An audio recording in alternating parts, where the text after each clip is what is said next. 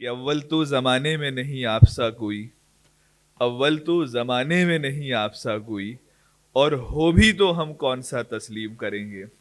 एक ऐसा किरदार जिसका सफर जो है साहित्य का, भाषा का, वो दहाइयों पे नजर आता है हमें मौजूद, लेकिन हम जानते हैं कि वो हजारों साल चलने वाला सफर है, लाखों साल का सफर अशोक सर और उनकी शायरी करेगी। तो अब मैं चाहता हूं कि एक बार जोरदार तालियों के साथ सर का स्वागत करें। सबसे पहले तो मैं आप सबको प्रणाम करता हूं और सरस्वती पूजा करके आए हुए लोगों को दोहरा प्रणाम करता हूं। और जो सरस्वती के इस त्यौहार को, वसंत पंचमी को मेरे साथ मनाना चाहते हैं, तो उनको मैं तिहरा प्रणाम करता हूं।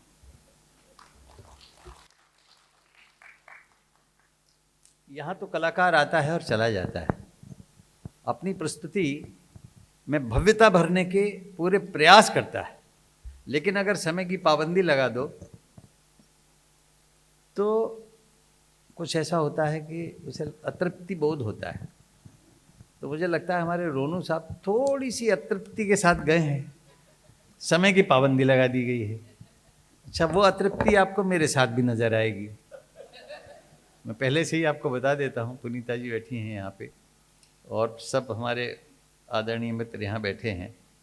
अब कैसे बने मेरी बात सजन, ये उन्होंने बांसुरी पे निकाल के दिखाया था। मैं भी कह रहा हूँ कि अब कैसे बने मेरी बात सजन। इन्होंने सीधा सवाल ऐसा दाग दिया है जिस पे कि मेरी गति कितनी है मुझे नहीं मालूम है, लेकिन इतना है कि पौराणिक काल से वाग्देवी को 4 भुजा युक्त बताया गया है, और आभूषणों से सुसज्जित जब आप सरस्वती की कल्पना करते हैं तो कल्पना राजा रविवर्मा द्वारा बनाए गए उस चित्र के आसपास रहती है जो उन्होंने 19वीं सदी के प्रारंभ में बनाया था। तो 6 ऋतुओं में से एक ऋतु है, अप्रैल माह तक जाती थी, फरवरी से। अब ट्रम्प साहब ने ग्रीनलैंड भी खरीदने की कोशिश की है।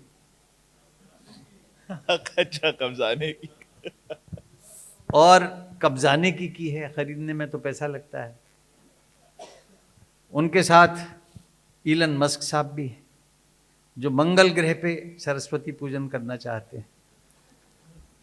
अब उनके आगमन से, उनके श्री चरणों से ग्लेशियर पिघल पिघल न जाए, और ज़्यादा पानी हो जाए, और ज़्यादा पानी हो जाए तो और ज़्यादा पानी बरसे और बाढ़ आ जाए तो ऋतुओं का संतुलन बिगड़ जाए।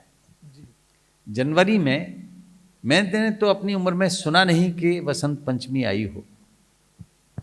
शीत तो गया नहीं और पीत वसन धारने का तुमने आवाहन कर दिया, तो शीत के साथ पीत जाता नहीं है। ये तो फाल्गुन का जो अंतिम मास होता है, उसके बाद चैत्र आता है, ऋतुएं अपना चक्र चलाती हैं। लेकिन हमारा जो कैलेंडर है, पंचांग है, वो पंचांग आज की तिथि से ऋतु का परिवर्तन बता देता है। और मुझे इस समय शॉल को ओढ़ने में मज़ा नहीं आ रहा। ये वसंत पंचमी के आगमन का प्रतीक है। आप भी उतने परिधान पहन के नहीं आए हैं, लेकिन आज शाम जब बादल घिरे देखे तो आपको स्वयं भी शॉल से घिरे दिखे कि कुछ तो शीत हो जाएगा। तो मित्रों, ये जो वसंत है, मैं उस लाइन में अटका हुआ था कि जो रति मदन युगन ये जो अब कैसे बने मेरी बात सजन, तो जिस राग में वो है उसी में मैंने एक आतिशे इश्क नाम का बैले लिखा था। अब देखिए, बांसुरी जब बज रही थी और तबला बज रहा था, इन दोनों के बीच में एक सामंजस्य था। और जैसे जुगलबंदी जिसको कहते हैं, हमारा जीवन भी जुगलबंदी है। मेरा एक शेर सुन लीजिए पहले, उसके बाद में बात करता हूँ। वसंत की, और वसंत के आगमन से पहले इससे अच्छा शेर मेरे पास कोई है नहीं, जिसमें कि विरह और मिलन दोनों के तत्व हैं। श्रृंगार रस का, कामदेव का ये मदन उत्सव मनाया जाता है। तो जो श्रृंगार का प्रधान त्योहार है वो माँ सरस्वती के कृपा से और रमणीय, रोचक और बढ़िया हो जाता है। मैंने लिखा था वो जब बजा रहे थे, अब कैसे बने मेरी बात सजन, तो अब कैसे बने मेरी बात सजन, इस राग में गा रहे थे। मुझे गाना नहीं आता है, लेकिन कोई चीज़ चुभ जाती है तो बढ़िया होती है। रति मदन युगल चुपचाप चले, तो रति और मदन, रति और कामदेव, रति कामदेव की पत्नी का नाम है, तो मदनोत्सव मनाया जाता था।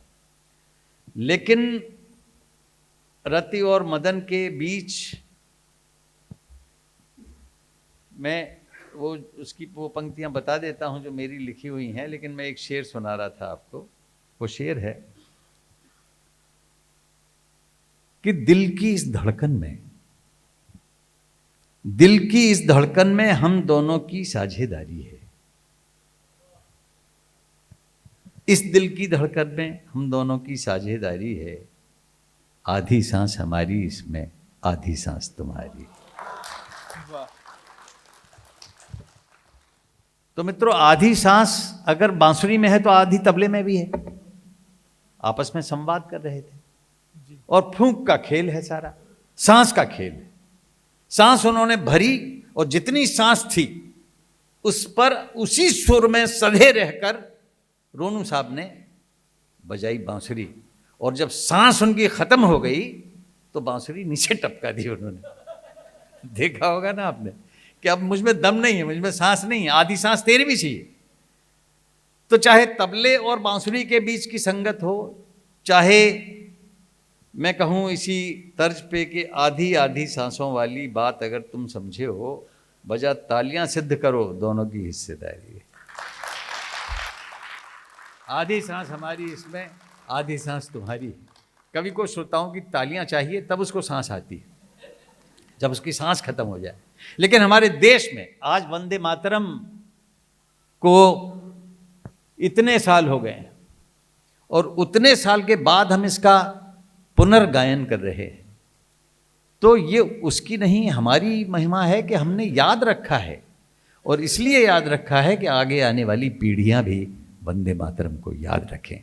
और वंदे मातरम के माध्यम से हम अपने देश के सैनिकों को याद रखते हैं जो इस नारे को गुंजाते हुए सीमा पर जाते हैं। अब इसी में एक और सुन लीजिए शेर कि आंधी हो तूफान हो चाहे भीषण गर्मी सर्दी हो, आंधी हो तूफान हो चाहे भीषण सर्दी गर्मी हो, मौसम हिम्मत हारे तुमने कभी ना हिम्मत हारी है। सैनिकों से कह रहा, आधी सांस हमारी इसमें, आधी सांस तुम्हारी। तो जीवन के किसी भी क्षेत्र में आप कहें तो मैं सैनिकों से एक शेर अर्ज करना चाहता हूं कि मैं तो कवि हूं, इस पर मैं आपकी दाद चाहूंगा। मैं तो कवि हूं लेकिन मेरी वाणी नहीं अकेली है, जन जन का सम्मान तुम्हारी वर्दी पर बलिहारी है। आधी सांस हमारी इसमें, आधी सांस तुम्हारी। बहुत अच्छा लगता है कि जश्न अदब के माध्यम से हमारी संस्कृति के इतने सारे रूप एक साथ आपको घनत्व के साथ देखने सुनने को मिल जाते हैं।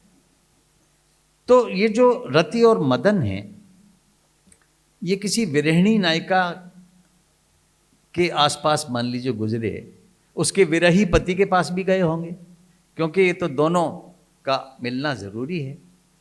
वसंत ऋतु में अगर पति कह जाए कि मैं आऊँगा लेकिन उसका मालिक ना आने दे तो क्या करे। मैं एक कॉलम लिखता था तो आदरणीय महिलाएं मुझसे प्रश्न पूछती थीं। कॉलम का शीर्षक था नारी के सवाल अनाड़ी के जवाब। मैं शाश्वत अनाड़ी जवाब देता था। और वैसे अगर आप पत्नी के सामने बुद्धिमान बनने की कोशिश करेंगे तो आपका भविष्य अच्छा नहीं है। देखिए कितने खुश होकर तालियां बजा रहे हैं, देख रहे हैं। लेकिन सच्चाई यही है कि आप उनकी बात मान लो।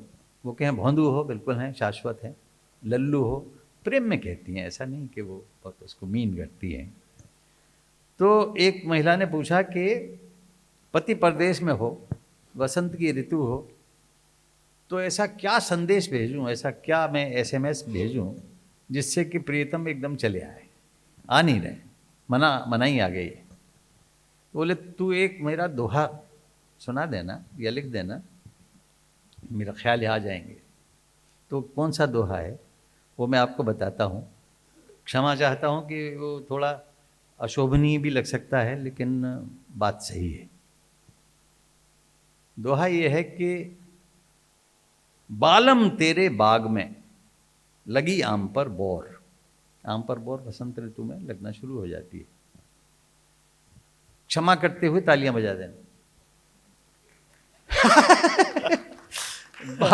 बालम तेरे बाग में लगी आम पर बोर, जल्दी आजा नहीं तो फल खावे कोई और। देखिए, तो ये जो विरहाग्नि है, ये जो मिलने की तड़प है, दोनों तरफ होती है। और उसको अगर ये दोहा मिल गया तो वो छुट्टी के लिए झूठी बातें भी बनाएगा। भाई मेरी माताजी बीमार है, मैं जाऊंगा, नहीं जाने देगा तो कहेंगे साहब जाना जरूरी है, बिल्कुल जाना जरूरी है, नहीं भी आने देगा तो इस्तीफा दे के भी चला आएगा। क्योंकि ये जो प्रेम के मिलन की आग है वो अद्भुत है। उसमें आना, हमारे दोनों आदरणीय जा रहे हैं, आप मेरे दोहे के कारण तो नहीं जा रहे? माननीय जज साहब हैं भाई, उनको उतरी हुई बात लगी हो तो मैं क्या कर सकता हूँ। हाँ, मतलब दोहा बड़ा शक्तिशाली है। वसंत ऋतु का प्रभाव इन पर भी हो गया होगा।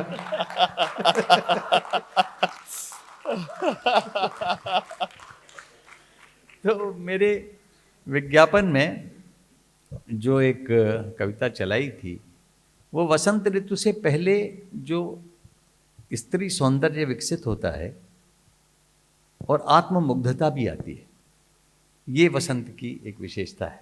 आपने पूछा ना, तो पूरनमासी अब वो निकल गई, अब मेरे ख्याल से 11 दिन बाद आएगी, 10 दिन बाद आएगी, पंचमी है। पूरनमासी खिली चांदनी मुंह से निकला मैं तो एक चकोरी हो गई। पूरनमासी खिली चांदनी मुंह से निकला मैं तो एक चकोरी हो गई। बाहर आके छिप छिप ताके मुंह से निकला क्या ये दिल की चोरी हो गई। समझ न पाई शरद जुन्हाई खूब नहाई, घर को लौटी गुपचुप दर्पण देखा मुंह से निकला हाई री मैं तो और भी ज्यादा गोरी हो गई। तो आत्ममुग्धता और आत्म सौंदर्य उसमें आता है, ये होता है। बाकी रति मदन युगल युगल चुपचाप चले, शर चाप संग पद चाप चले। एक विरहणी है, शर चाप जो मदन का है, कामदेव का, वो फूलों का वाण है, फूलों का वाण मारते हैं। तो हिरन भी कहीं सतर्क न हो जाए जिसको वाण मारा जाए, ये तो फूलों का बाण मारने वाले हैं। तो शर चाप संग पद चाप चले, चुपचाप चले। फूले टेसु मकरंद ओढ़े, वन में तितली स्वच्छंद ओढ़े। निर्भय गुंजार करे भंवरा, मैं बिरहिन यादों का पिंजरा। मेरा खुले पिंजरा ओ वसंत, कब आन मिलेंगे मेरे कंत। सब और कंत छाया वसंत, पर मुझ विरहिन का हुआ अंत। रति मदन युगल चुपचाप चले। सखिरी आतिशे इश्क 12 मासा, राख चिंगारी लपट शोला सा। आतिशे इश्क 12 मासा, बसंत झुलस गया भोला सा। वसंत भी झुलस गया। तो अब आप एक दृश्य देखिए कि वो जो विरहिणी है वो मेहंदी लगा के बैठी हुई है, सास ननद भी बैठी हुई हैं। तो एक दोहा और सुन लीजिए कि हाथन में मेहंदी लगी। देखिए वसंत पे मैं यहाँ बात अंत करूँगा, आप जो पूछना हो पूछ लेना। हाथन में मेहंदी लगी, लट सुलझावे कौन। बिरह जरी पर हंसती। हाथन में मेहंदी लगी, लट सुलझावे कौन। बिरह जरी पर हंसती, सास ननद भई मौन। सास ननद भी महिलाएं हैं, लेकिन उस विरहिणी पे उनको तरस नहीं आया जो अपने प्रियतम की कामना कर रही है। ये हमारे समाज का देखा भाला चित्र है। और वसंत को कामदेव का पुत्र कहा गया है, तो उसको कृष्ण भी कहते हैं कि ऋतुओं में मैं बसंत हूँ। और बसंत में बांसुरी राधा नहीं बजाती थी, राधा तबला भी नहीं बजाती थी, वे तो सिर्फ सुनती थीं कान्हा की बंसरी को। और इस तरह से आधी सांस हमारी इसमें, आधी सांस तुम्हारी है को संपन्न करती थी, क्योंकि वो लेती थी तो देती थी। जयदेव ने पूरा वसंत पे इतना वर्णन किया है कि मैं उस पर काफ़ी बोल सकता हूँ, पर एक और गीत गोविंद का चरण आपको सुनाता हूँ, जिसमें कि मधुकर भंवरा घूम रहा है। मधुकर निकर करम वित कोकिल कूजित कुंज कुटीरे, मधुकर निकर करम वित कोकिल कूजित कुंज कुटीरे, रति सुख सारे गतम भिसारे मदन मनोहर वेशम, न कुरुनितम निगमन विलंबम अनुसरतम हृदयेशम, चंदन चर्चित नील कलेवर पीत वसन वनमाली, गोपी बीन पयोदर मर्दन युग चंचल करशाली। तो मैं वसंत को प्रणाम करता हूँ। और अनस भाई, आपने, मैं तो ये चाह रहा था इब्तिदा में कि आपसे कुछ वसंत ऋतु पे सुना जाए कविताएं, वो आप सुना चुके हैं बहुत ज्यादा। नहीं, एक और सुना और देता भी हूं जो सुनना मेरी चाहते लिखी है। हैं। हाँ, मैं भी वही आ रहा था कि काश एक आध और कविता होती। देखिए, कई बार सुर लगता है तो लग जाता है। अब रोनू साहब का सुर जो है कई बार नहीं भी लगा, तो प्रस्तुति की कला है, कौशल है, पुराना अभ्यास है, साध लिया और बहुत अच्छी तरह से उन्होंने अपना प्रस्तुति दी। तो एक कविता मैं आपको सुनाता हूँ वसंत पे, और ये शायद मज़ेदार लगे कि माघ एक कवि हुए हैं जिन्होंने शिशुपाल वधम नाम का एक ग्रंथ लिखा है। तो एक आजकल संस्कृत की शालाएं खुल रही हैं और संस्कृत पर जोर है सरकार का भी कि संस्कृत पढ़ो, संस्कृत पढ़ो। अब आधुनिक बच्चे हैं, संस्कृत पढ़ना उनको मज़ेदार तो लगता है, लेकिन कैसे वो समझते हैं ये देखिए। आप समझिए, कक्षा में गुरुजी पढ़ा रहे हैं, पहले तो वो तंबाकू की फंकी मारते हैं, लेकिन मेरे पास मिश्री की डलियाँ। तो संस्कृत के गुरुजी आधुनिक शिष्यों को, यानी देश के भविष्यों को संस्कृत पढ़ा रहे।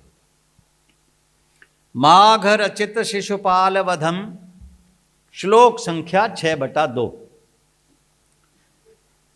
छात्र छात्राओं ध्यान इधर रखो और हर ओर से हटा दो। कृष्ण जी अनुभव कर रहे हैं वसंत का आना। देखो कि उन्होंने वसंत को आते हुए कैसे पहचाना।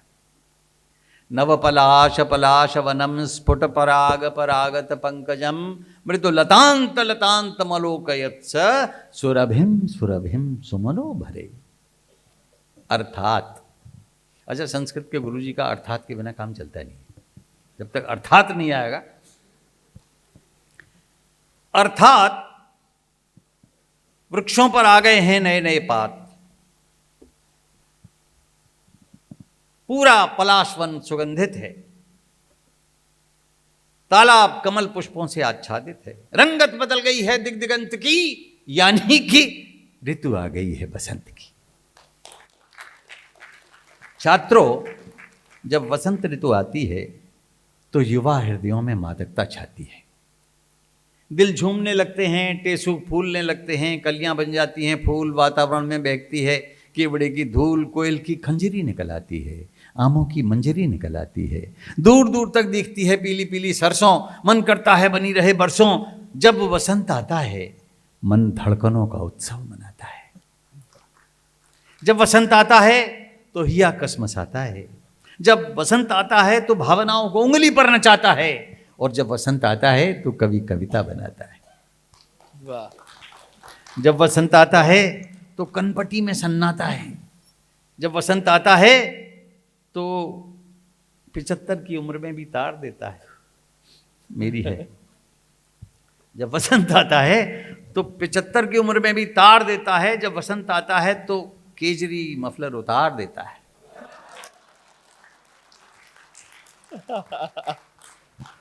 जब वसंत आता है तो तितली अपने तितले को प्रेम पत्र लिखती है। जब वसंत आता है तो भंवरा अपनी भंवरी को राष्ट्रपति भवन ले जाता है। वाह। जब वसंत आता है तो गार्डन गार्डन हो जाता है, मन गार्डन गार्डन हो जाता है। तो गुरुजी अपने अंदर रस घोलने लगे, अचानक अंग्रेजी में बोलने लगे, dear students, it gives you confidence, when spring comes अंदर बजते हैं ड्रम्स। तो बासंती बयार गुरुजी आंख मूंद कर मौन हो गए, उधर सारे छात्र गोवेंट गौन हो गए।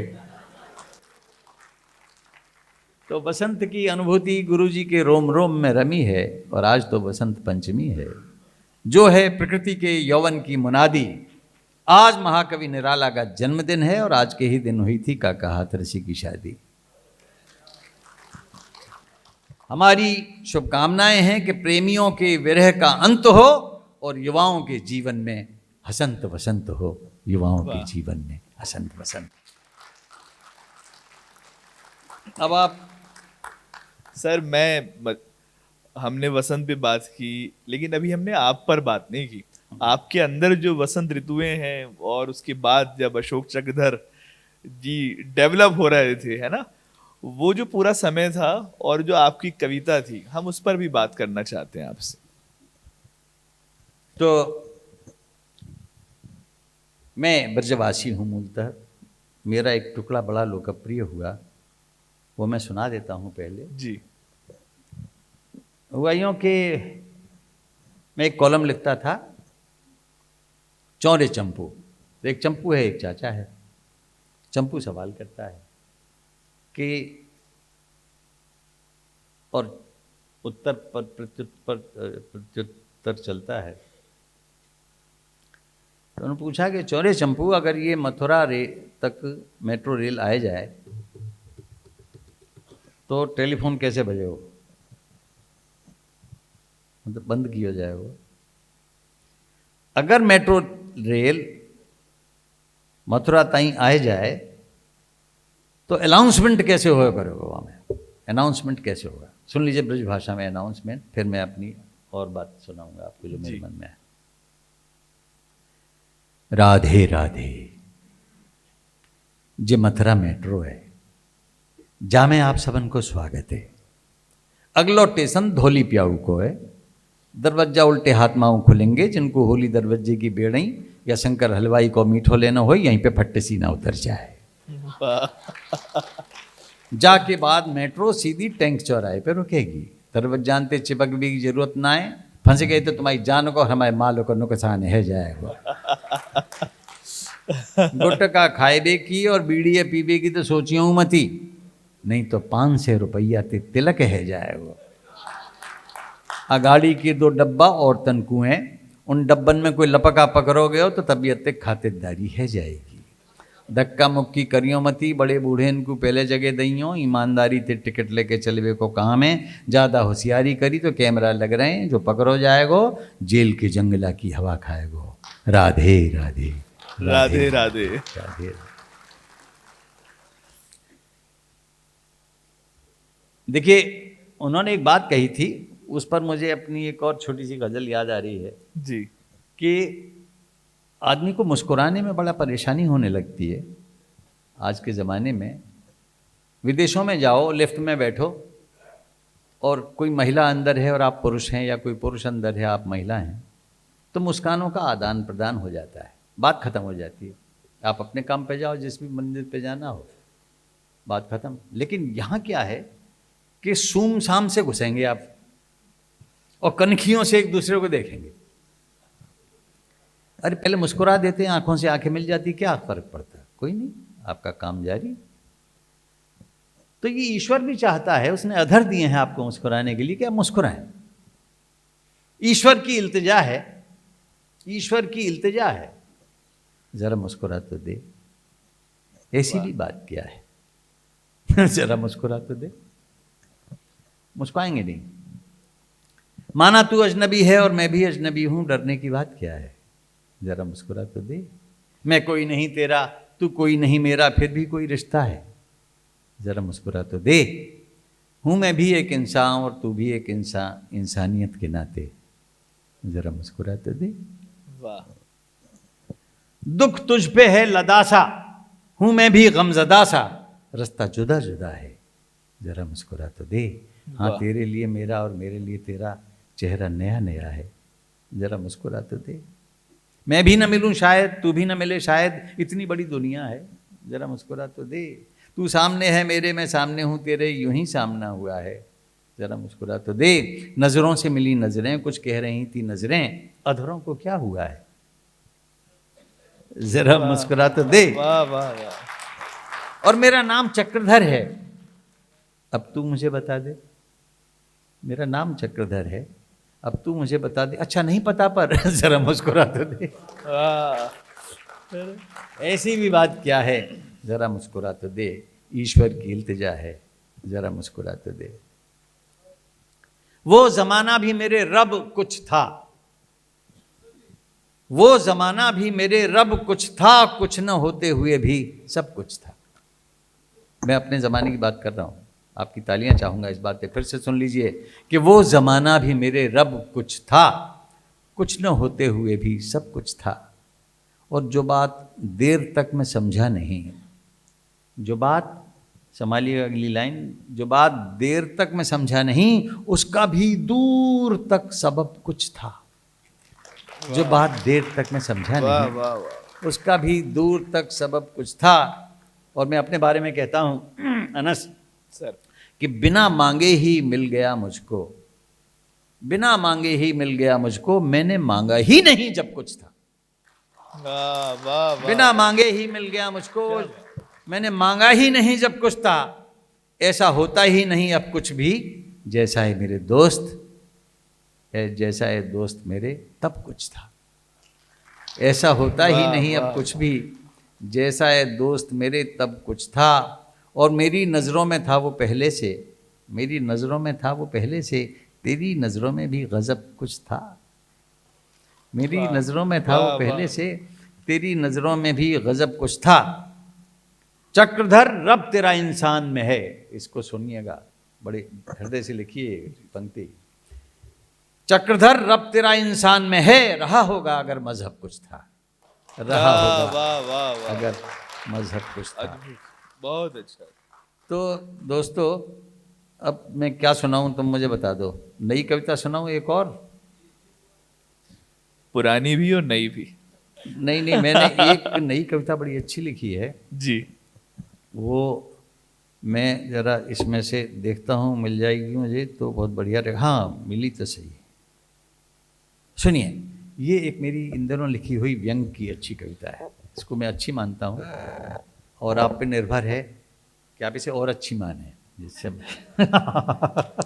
तो पहले बताइए कि आप इसे अच्छी मानेंगे तो मुझे अंदर उत्साह आ जाएगा सुनाने। देखिए मैं इसका अंत कहाँ करता हूँ और कवि की रचना प्रक्रिया भी इससे आपको पता लग जाएगी कि कैसे सोच के वो अपना ताना बाना बनाता है और कैसे वो एक चीज़ को बिंब से प्रारंभ करता है। उसमें देखिए मेरी संवेदनाओं का एक छोटा सा ग्राफ। चौराहे पर मेरी कार का रास्ता काट गया एक कुत्ता। चौराहे पर अचानक मेरी कार का रास्ता काट गया एक कुत्ता, मरते मरते भी बच गया अलबत्ता। हांफते हांफते डिवाइडर पर जाके रुक गया और मेरी ओर मुंह करके धन्यवाद में झुक गया। दो तालियां बड़े ऐसी बजी, धीरे धीरे धीरे। दृश्य दिखा रहा हूं, उसमें डूबिए। मेरी ओर मुंह करके धन्यवाद में झुक गया, फिर उसकी उठती हुई पलकों से आवाज आई, तुम ठीक तो हो मेरे भाई, तुम ठीक तो हो मेरे भाई। माना कि लाइट रेड नहीं पीली थी, हालत तो देखो हम दोनों की ही ढीली थी। भाई की मात्राएं बढ़ गई थी भाया, मान गए तुमने पूरी ताकत से ब्रेक दबाया। हम दोनों बच गए मेरे भाई, क्योंकि मैंने भी भागते हुए अपनी पूरी ताकत से दुम दबाई। मैं बोला ब्रेक न मारता तो क्या करता, तू कुत्ते की मौत मरता। कुत्ता हंसा, कुत्ते की मौत क्यों मरता? तुम्हारी असावधानी की बलिदानी मौत मरता। वाह वाह वाह वाह। तुम्हारी असावधानी की बलिदानी मौत मरता। फिर शर्मसार तो हो जाता तुम्हारी रफ्तार का जुनून, पीली लाइट तक छिटक जाता मेरा लाल लाल खून, मरते मरते भी मेरे मुंह से एक मुहावरा झड़ता, अगर बिल्ली तेरा रास्ता काट जाती ना तो तू अपशकुन की मौत मरता। वाह वाह वाह। अगर बिल्ली तेरा रास्ता काट जाती तो तू अपशकुन की मौत मरता। मैंने उसके श्रापोपहार को सहा, मैंने उसके श्रापोपहार को सहा, और उसने हरीश भिमानी की निरभिमानी गंभीर वाणी में कहा, मैं समय हूं, तुम असमय हो। मैं विलाप का आलाप, तुम अति द्रुत लय हो। मेरी जाति ने आदिम युग से सारी दुनिया सूंघी है, फिलहाल मेरी भौंक भाषा गूंगी है। जिंदगी या मौत कुछ भी चुनो, लो मेरी आंखों से सुनो। इजराइल को ईरान पर नकेल चाहिए, चीन को ईरान से तेल चाहिए, रूस को मारामारी का खेल चाहिए, अमेरिका को हथियारों की सेल चाहिए, और हमारे भारत को आपस का इंसानी मेल चाहिए। वाह वाह वाह। हमारे भारत को आपस का इंसानी वाह वाह। मेल चाहिए। लेकिन वक्त ऐसा आने वाला है कि पता ही नहीं चलेगा कि किसने किसको मारा है, और हमारी कुत्तानियत को भी तो तुम्हारी इंसानियत का ही सहारा है। वाह। हमारी कुत्तानियत को भी तो तुम्हारी इंसानियत का सहारा है। सब मर गए तो काहे का ठाठ, न लकड़ी बचेगी न काठ, गीत बचेगा न संगीत, सभी रहेंगे भयभीत। कहीं ऐसा ना हो जाए, कहीं वैसा ना हो जाए। बहरहाल थैंक यू, इंसान बच गई मेरी जान। पर स्वयं से पूछना कि क्यों तुम्हारा अहंकार गलती न मानने की जिद पर अड़ा है। और मैं कविता का समापन कहाँ करता हूँ, क्यों तुम्हारा अहंकार गलती न मानने की जिद पर अड़ा है। अब मुझे जाने दो, सड़क के उस पार मेरा असहाय नेत्रहीन मालिक खड़ा है। सड़क के उस पार मेरा असहाय नेत्रहीन मालिक खड़ा है। घर पर धोबी अपने कुत्ते को गधे के सामने दूध काटता है, घाट पर कपड़ों के साथ फटकारता है। सुनार के कुत्ते के गले में सोने की माला है। कुम्हार ने अपने कुल्हड़ के लिए, अपने कुत्ते के लिए कुल्हड़ में दूध डाला है। लोहार के कुत्ते के पास सिकी हुई बोटी है। हलवाई के कुत्ते के पास मलाईदार रोटी है। जुलाहे के कुत्ते के पास खेलने के लिए ढेर है कपास का। मोची के कुत्ते के पास जूता है आदिदास का। इन सब के पास जुगाड़ है ऐशो आराम और ठाठ का। एक निरीह धोबी का कुत्ता ही है घर का न घाट का। एक निरीह धोबी का कुत्ता ही घर का न घाट का। अच्छा देखिए, मुझे क्यों मैं असहज लग रहा हूँ आपको, क्योंकि मेरी फ़्लाइट है और मुझे वहाँ पहुँच जाना चाहिए था इस समय तक जिस समय मैं आपके सामने हूँ। एक और छोटी सी, जिसमें आप मुझे वाह तो न करेंगे, लेकिन मैं अपने मन की बात कह दूँगा कि किए हुए का फल मिलता है, आज नहीं तो कल मिलता है। किए हुए का फल मिलता है, आज नहीं तो कल मिलता है। आप जहाँ आपको लगे आप विदा करने की तालियां बजाना मुझे बाद में, या आप चाहेंगे तो एक और भी सुना दूंगा आप चाहेंगे। किए हुए का फल मिलता है, आज नहीं तो कल मिलता है। अच्छे किए गए कामों का कहाँ किसी को तल मिलता है। अच्छे किए गए कामों का कहाँ किसी को तल मिलता है। और जो जानते हैं, हृदय में ये बात रखते हैं, उनको अच्छा लगेगा ये शेर कि सुख दुख में जो रहे एक सा, उसी मित्र से बल मिलता है। वाह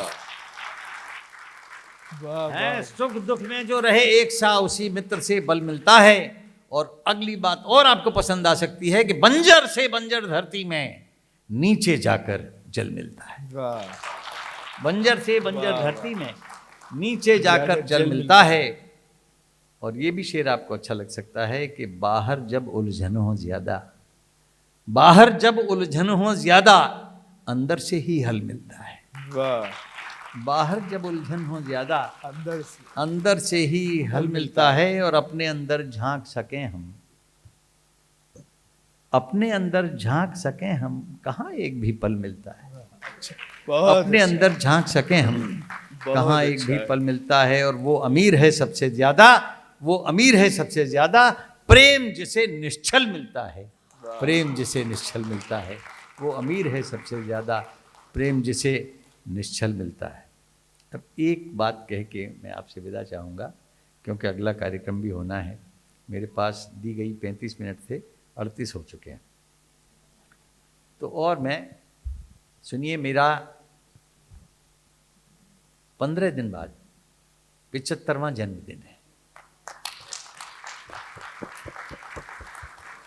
और अब मैं उस बिंदु पर आ गया हूं कि जमना न जमना, ये होना वो होना, उस सब से कोई मेरा सरोकार रहता नहीं है। जब खड़ा कर दो तो शुरू हो जाऊंगा। और तबला ठोकते ठोकते भी समय लगता है, सुर मिलाते मिलाते भी मिल पाता है। अब जबकि आपसे मेरा सुर मिल गया है और मेरे अंदर भी सुरीलापन आता जा रहा है, मैं आपसे विदा लूँगा, क्योंकि नथाराम गौड़ एक नौटंकी के गायक हुए थे और बहुत किताबें लिखी थी उन्होंने। जब नौटंकी अपने शीर्ष बिंदु पे आने वाली होती थी, उससे 5 मिनट पहले ख़त्म कर देते थे नथाराम गौड़। सारी जनता गाली देते हुए जाती थी, मरा सारे, तेने मजा बेकार दियो हमारा। जब शुरू भयो तो तेने फटाक सी ना कब खत्म कर दियो, जेका की होता है। तो अब उस सबसे भी ऊपर उठ के रविन्द्रनाथ टैगोर जी जब 75 साल के हुए थे, होने वाले थे, तो उनसे शांति निकेतन के एक व्यक्ति ने कहा कि गुरुदेव, आपने बहुत लिखा, प्रेम पे लिखा, श्रृंगार पे लिखा, विरह पे लिखा, अंगार पे लिखा, टंकार पे लिखा, झंकार पे लिखा, और बहुत द्वार द्वार तक आप गाए गए, आपको इतना बड़ा पुरस्कार मिल गया और नोबेल प्राइज़ मिल गया। देखिए, तरुणावस्था एक आश्रम है, उससे पहले बाल्यकाल एक आश्रम है, फिर तरुणावस्था है, फिर प्रौढ़ावस्था है। प्रौढ़ावस्था पे वानप्रस्थ ले लेता है 50 की उम्र में आदमी, अब तो 75 के हो गए आप। तो अब आपका जो है संन्यास का और तपस्वी हो जाने का समय आया है। अब आप संन्यास के आश्रम में आ जाइए, तपस्वी बन जाइए। अब उसकी हिम्मत ये तो नहीं हुई कि शांति निकेतन छोड़ के पहाड़ पे चले जाइए। तो गुरुदेव ने कहा दाढ़ी पे हाथ फिराते हुए कि देखो, ऐसा है कि मैं सन्यासी तपस्वी तो बन जाऊंगा, तपस्वी बन जाऊंगा, लेकिन मेरे साथ एक तपस्विनी होनी चाहिए। यानी तपस्विनी के बिना सन्यास भी नहीं लेना चाहते। तो मेरी कामना यही है कि 72 साल की मेरी तपस्विनी है वो बनी रहे, तो मुझे सन्यास आश्रम में जाने में, तपस्वी होने में कोई गुरेज नहीं है। तो क्यों ऐसा कहा उन्होंने? क्योंकि एक आज वसंत पंचमी है, 100 साल के बूढ़े में भी वाइब्रेशन होता है, शव यात्रा के बाद भी। तो ये एक ऐसा रस है जो, इसीलिए रसराज कहा जाता है श्रृंगार। तो वो नहीं जाता है, वो रस कहीं नहीं जाता है। लेकिन मैं किसी बोध को प्राप्त करने के लिए पुनरारंभ करूं, ये नहीं है। तो मैं अपनी मानसिकता का एक शुद्ध, मेरे मन का जो भाव है इस बिंदु पर, ये जो ऑर्बिट है, जो नई ऑर्बिट में जाने वाला हूं, जो नई कक्षा में जाने वाला हूं, तो उसमें मैं क्या सोचता हूं? अब गया जाके बोध क्या करना? अब बोध गया जाके नया बोध ग्रहण करूं, क्या करना भाई? बहुत इतने सारे बोध, 65 साल तो मुझे मंच पर हो गए। ऐसा कोई व्यक्ति नहीं है जिसका इतना लंबा समय हो, ऐसा तो होगा, लेकिन मंच पर जो उम्र है ना, वो प्रायः आपको नहीं मिलेगी इतनी जितनी मेरे पास है। नीरज जी के पास थी, आदरणीय उदय प्रताप जी ने के पास हो सकती है, लेकिन देर से जाना शुरू किया उन्होंने। लाल किले पर मैं सन 63 में आया था, 63 के मतलब 62 साल हो गए। और मेरा ये सौभाग्य है कि रामधारी सिंह दिनकर, मैथिली चरण गुप्त, हमारे हरवंश राय बच्चन साहब, श्याम नारायण पांडे, और न जाने कितने कितने, गोपाल सिंह नेपाल, इन सब लोगों के साथ मैंने मंच साझा किया है, महादेव जी के साथ किया। तो वो जो मेरे अंदर है, मेरा नहीं है, न जाने किन किन स्रोतस्विनियों से मुझे प्राप्त हुआ है, और वो सब की सब मेरे अंदर झंकृत होती हैं। वो कोई भी रस हो, चाहे वो श्रृंगार हो, अंगार हो, टंकार का हो, या व्यंग्य का एक ऐसा सुर लगाता हूं मैं जो आपको पहुंचा देता है। उसमें लफ्फाजी नहीं करने की कोशिश करता हूं। लेकिन अब गया जाके, अब मैं क्या करूं साहब, कोई सिखाने बैठ जाए ना, अब गया जाके बोध क्या करना। अब एक एक मेरी भावना पे आपको लगे तो बताइएगा कि मेरी भावना कितनी शुद्ध है। अब गया जाके बोध क्या करना, इतने अंतर विरोध क्या करना, इतने अंतर विरोध क्या करना, इतनी जंजाल जिंदगी जी है, अब सरल या सुबोध क्या करना। इतनी जंजाल जिंदगी जी है, अब सरल या सुबोध क्या करना, और शांत रहना नहीं आसान मगर, ये देखिएगा मेरे मन की बात है, शांत रहना नहीं आसान मगर अब किसी पर भी क्रोध क्या करना। शांत रहना नहीं आसान मगर अब किसी पर भी क्रोध क्या करना, और खूब निष्कर्ष मिल गए मुझको और जीवन का शोध क्या करना। खूब निष्कर्ष मिल गए मुझको और जीवन का शोध क्या करना। और गुहेरी पांव में निकले, कहाँ निकलती है, कहाँ निकले, गुहेरी पांव में निकले बेवाई आंख में हो, दिल में हो आंतर शोध क्या करना। आंतर शोध क्या होता है आपको पता लग जाएगा बाद में दिल में हो आंतर शोध क्या करना, और अपने अंदर भी भला क्यों झांकूं, अब नया आत्मबोध क्या करना। अच्छा ये देखिएगा, ये आपको अच्छा लग सकता है। काम करना है तो करवा दो मियाँ, काम करवाना है करवा दो मियाँ, लिख के दूं सानुरोध क्या करना। मैं आपको सानुरोध निवेदन है कि क्यों लिखूं भाई, तुम्हें कराना तो करा दो, हमें जानते हो कि नहीं हो क्या, इतने साल हमने ये किया, उतने साल ये किया। बहरहाल, और गुरुदेव रविन्द्रनाथ टैगोर की याद करते हुए एक शेर है कि जो मेरी जिंदगी से जाता नहीं, जो मेरी जिंदगी से जाता नहीं है, ऐसे रस का विरोध क्या करना। वाह वाह वाह, ये वसंत पंचमी को समर्पित मेरा शेर है। जो मेरी जिंदगी से जाता नहीं, ऐसे रस का विरोध क्या करना। और एक शेर और सुन लीजिए कि न मुड़ के देखूं, ऐसा नहीं कि मैं काम करना बंद कर दूंगा, न मुड़ के देखूं न रुकना है मुझे, बन के आत्मावरोध क्या करना। और अंतिम सुन लीजिए इसका कि कोई पद चाहिए नहीं मुझको, कोई पद चाहिए नहीं मुझको, चुन भी लो निर्विरोध क्या करना। कोई पद चाहिए नहीं मुझको, चुन भी लो निर्विरोध क्या करना। अब गया जाके बोध क्या करना, इतने अंदर विरोध क्या करना। बहुत बहुत धन्यवाद।